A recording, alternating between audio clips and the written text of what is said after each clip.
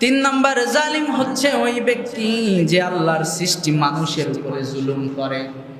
আল্লাহর সৃষ্টি মানুষের উপরে যারা জুলুম করে তারা হচ্ছে জালিম। তারা কি? এখন বলবেন হুজুর আল্লাহর সৃষ্টি মানুষের উপরে কিভাবে জুলুম করে? আল্লাহর সৃষ্টি মানুষের উপরে কিভাবে আমরা জুলুম করি? আমি অপর একজন ভাইয়ের হক নষ্ট করছি, আমি অপর একজন ভাইয়ের হক নষ্ট করে ফেলছি, একজনের নাম ধরে উপহাস করছি, কিংবা একজনের নাম ব্যঙ্গ করছি, একজনের নামে মিথ্যাচার করছি, এটা তার প্রতি কি? জোরে বলে কি? রব্বুল আলামিন সূরাতুল হুজুরাতের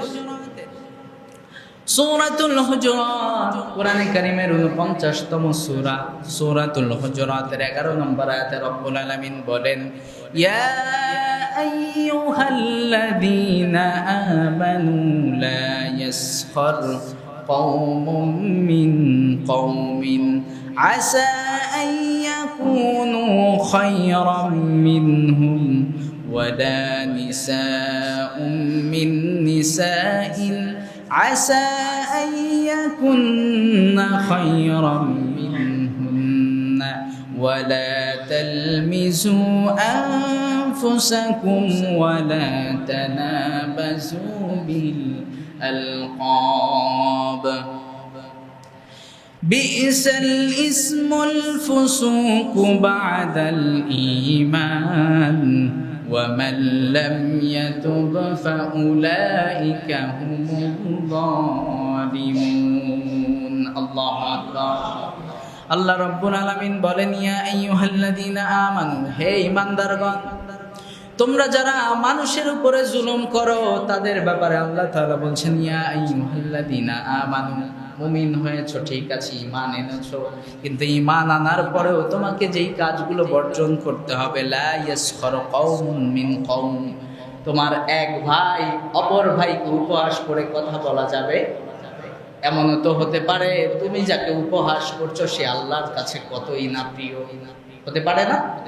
আমরা যাকে নিয়ে মিথ্যাচার করছি, উপহাস করছি, সে তো আল্লাহর কাছে প্রিয় হতে পারে, পারে না?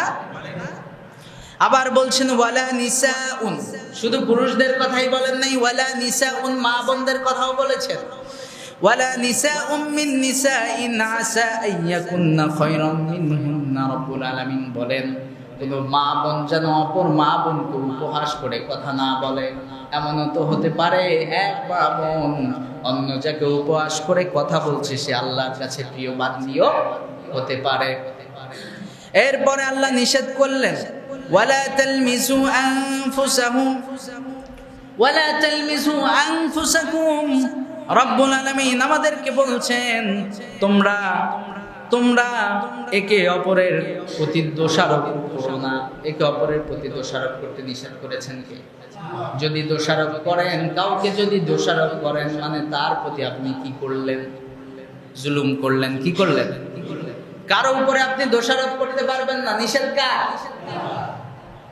আল্লাহ বলছেন ওয়ালা তানাবাজু বিল আলকাব, কাউকে মন্দ নামেও ডাকা যাবে। আমরা অনেকে মন্দ নামে ডাকি না, ডাকি কি না? একজনের নাম জামাল উদ্দিন, আমরা বলি কিরে জামাইল্লা, বলি কি না? কিরে কামাল উদ্দিন, আমরা বলি কিরে কামাইল্লা। নাম সুন্দর নাম, কিন্তু আমরা নাম ব্যঙ্গ করি কি করি না? এই মন্দ নামে ডাকা যাবে? একজন কালো, তাকে যদি বলি কাইল্লা, সে কষ্ট পাবে কি পাবে না?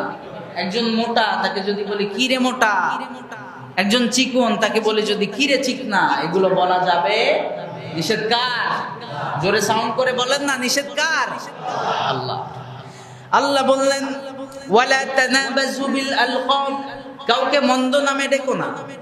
মন্দ নামে যদি ডাকো আল্লাহ তাআলা এটা নিষেধ করেছেন। আল্লাহ পরে বলছেন বিসাল ইসমুল ফুসুক বাদাল ঈমান, ঈমান আনার পরে সব থেকে গর্হিত কাজ হলো একজনের নামে উপহাস করা, মন্দ নামে ডাকা, নাম বিকৃত করা। বলেছেন কে?